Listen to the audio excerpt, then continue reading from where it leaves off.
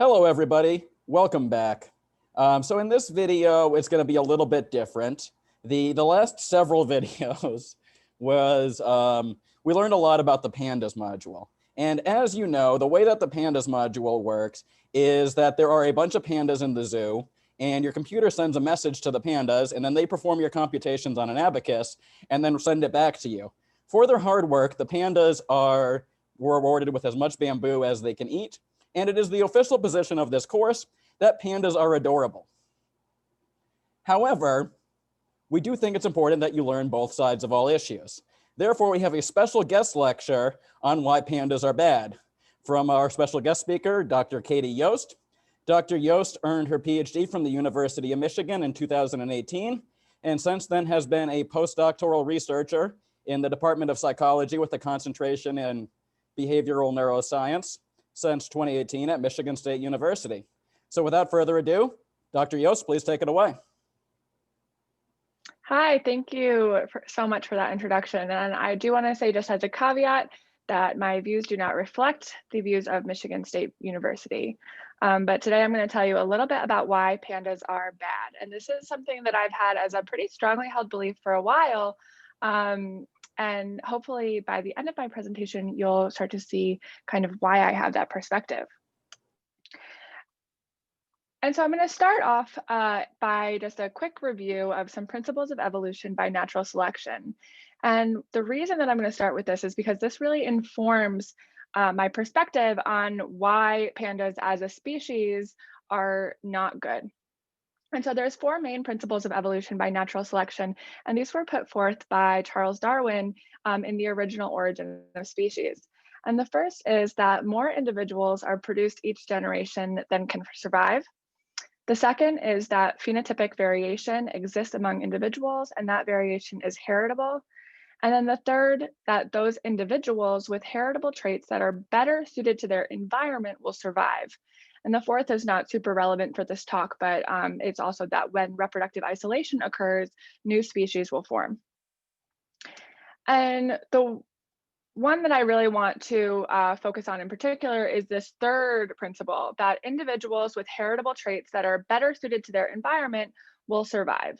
And so Darwin originally kind of came up with this idea when he was looking at his finches on the Galapagos Island, and he noticed that there wasn't really a benefit to these different sort of beak shapes to these different finches. So not one finch was really superior to another. It was more that each finch's beak shape had evolved in a way that was beneficial to them individually in order to gain access to the food source that was most readily available in their environment.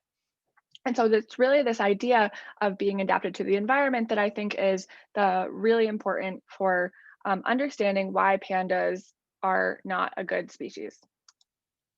And so just a quick primer on pandas. I think a lot of people kind of have a general idea of what pandas are, but they actually don't know a lot about the ecology and the evolution of the species, which I think really makes a huge impact on my position. So pandas are native to South Central China, and they belong to the order Carnivora. And so as you might think, this means that they are evolved to be carnivores. So their teeth and their skull structure evolved with a really strong bite force that's supposed to be to aid in crushing bone. And most other bears with this same skull and teeth shape feed on crustaceans or other animals with hard shells. But pandas are somewhat unique in that they almost exclusively eat bamboo.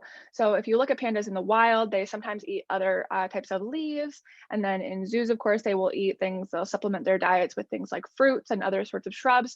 But their main food source is bamboo. And so you might be thinking, well, why would an animal that's evolved to be a carnivore eat mostly bamboo? And the question is, I actually have no idea. I think that is dumb as well, especially because this sort of selective diet of only eating bamboo, even though it isn't a food that they are evolved to feed off of, requires them to eat 9 to 14 kilograms of bamboo per day to compensate for the lack of energy content in that diet. And so they're not able to really process panda efficiently or process bamboo efficiently. So they are eating all of this bamboo because they digest it. It's such a fiber-rich food. They digest it so rapidly. They poop 40 times a day because of the amount of bamboo that they have to eat. And an additional adaptation that they have, in addition to this sort of like increased dietary needs for bamboo, is that they're mostly sedentary because they aren't able to get enough energy from this diet in order to fuel them to do normal activities like social behaviors or other forms of foraging. So if this sounds like something that just doesn't make sense and might be sort of a mistake of evolution to you, I'm 100% on board. I agree that an animal that has evolved to be a carnivore should not be eating 14 kilograms of bamboo, especially when it has not had the adaptations that are required to allow it to get energy from that food source. So pandas in the wild live mostly in mountain ranges in China, and of course these areas have diminished due to farming and deforestation, as well as other forms of human development.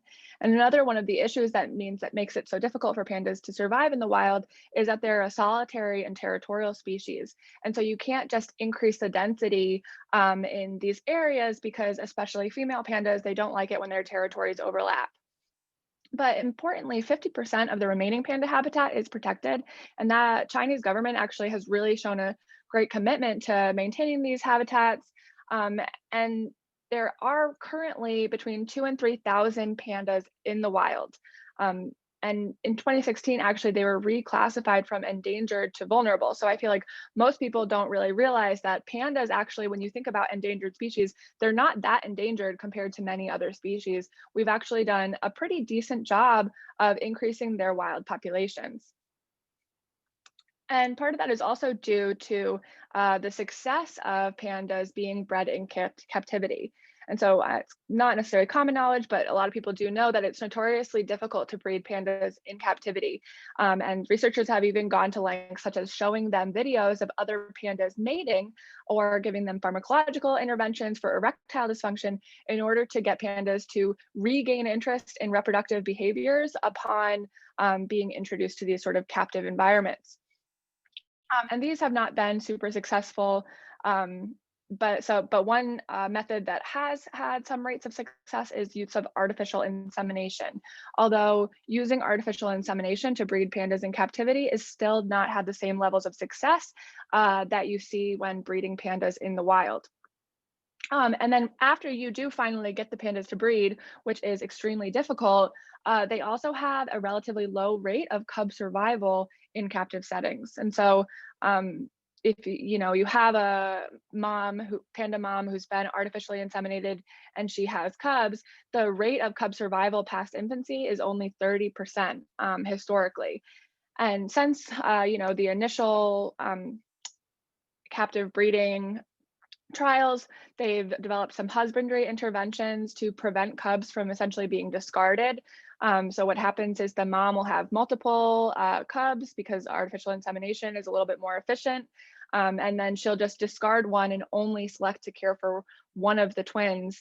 And what we do now is we have humans who go in and they're able to rear the second cub, at least to the point where the mom will regain interest and retake over care of the cub. And all of this is extremely costly. So on top of what you can imagine is a tremendous cost of breeding these animals and carrying them and providing them with 15 kilograms of bamboo per day to feed on, the Chinese government actually owns every panda or almost every panda living in captivity. And zoos actually pay $1 million per year to rent these pandas from the Chinese government. And then they also have to pay a $400,000 baby tax every time a panda is born in their zoo. And again, that's on top of all the other costs of housing and care.